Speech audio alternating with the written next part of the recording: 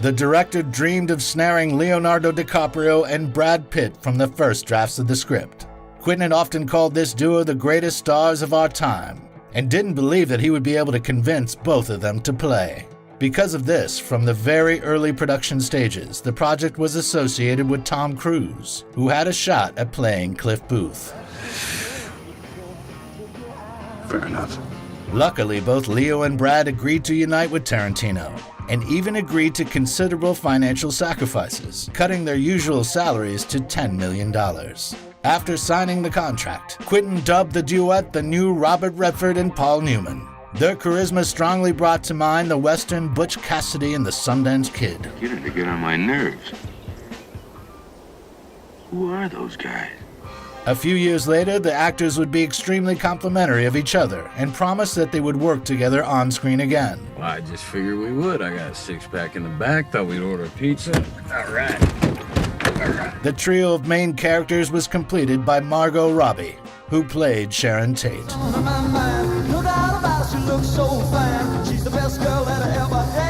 When Quentin had chosen the actors for the main roles, he invited them to his house and had a reading of the script. There was only one copy of the text which never left his house. After his first version of Hateful Eight had been stolen, Tarantino became seriously paranoid about another leak, and kept all the details of his project secret. What are you reading? Just a Western. And there were a lot of details. Margot Robbie's character was based on the real Sharon Tate, but the prototypes of Rick and Cliff were not so obvious. Goddamn right. Dalton embodies a generation of stars from Wild West TV series, which became spaghetti westerns. You ever seen an Italian Western? Huh? They're awful. It's a fucking fart. I don't think it's nice you laughing. Rick is loosely associated with Ty Hardin, who Quentin called a poor copy of Steve McQueen. Afraid there's some folks who wouldn't quite agree with you. Ralph Meeker and Pete Duell.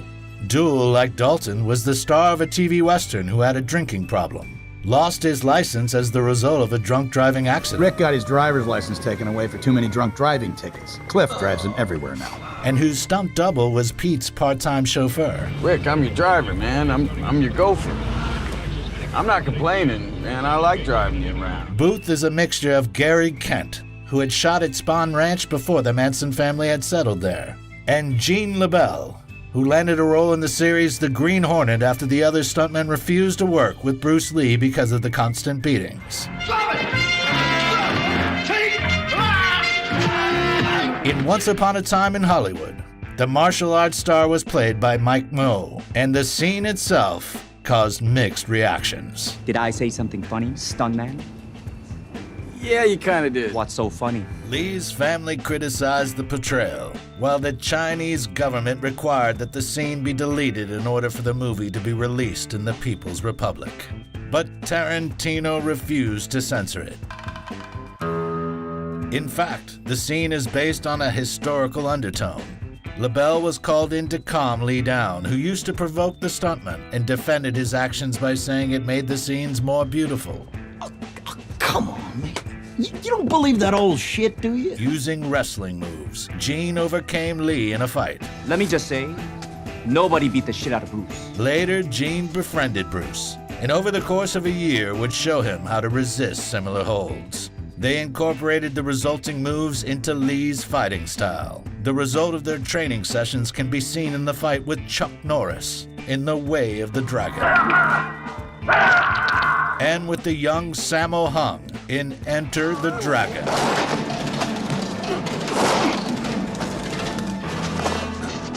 LaBelle became Bruce's favorite stuntman because he never complained about the ferocity of the hits.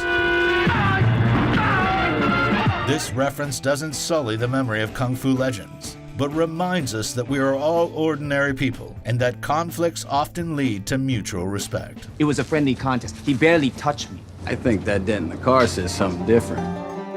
The relationship between the main characters, however, is an homage to the friendship of Burt Reynolds and his stunt double Hal Needham, who lived in the actor's guest house for 12 years and later became the highest paid stuntman in Hollywood.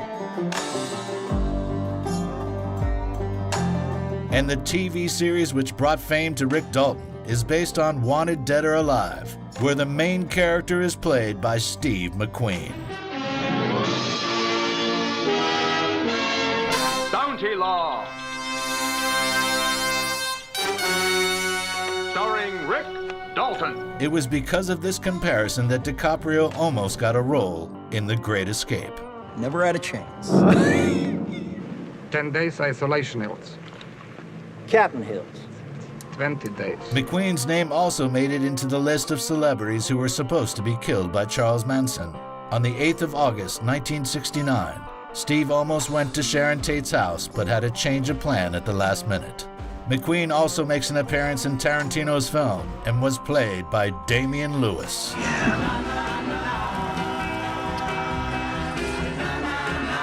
I never stood a chance. The aforementioned Burt Reynolds was portrayed by James Marston.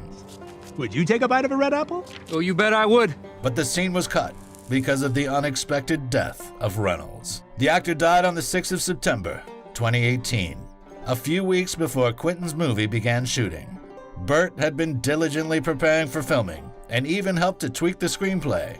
The line about Cliff's appearance was a hint from Reynolds. Stuntman. Yeah, You know you're kinda pretty for a stuntman.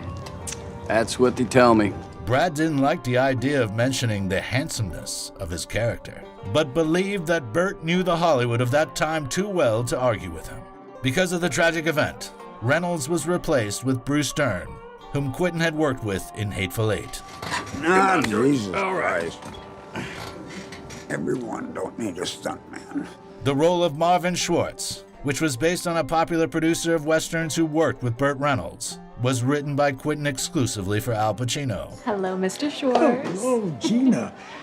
I have a meeting with a very handsome cowboy man. At first, he created the dialogue in the restaurant as a part of a one-act play, but the scene fit perfectly in the narrative. Ping, pow, zoom, zoom. By the way, Schwartz's love for the 14 Fists of McCluskey was a reference to The Godfather, where a policeman of the same last name breaks Michael Corleone's jaw. Take a hold of him. Stand him up. Stand him up straight. Of course, one could talk about the references in Once Upon a Time in Hollywood for almost longer than it takes to watch the film. Do you like our work? Let us know with your like and comment. Push that subscribe button and share with your friends. If you want to support the project financially, become our sponsor on Patreon or YouTube sponsorship. Thank you.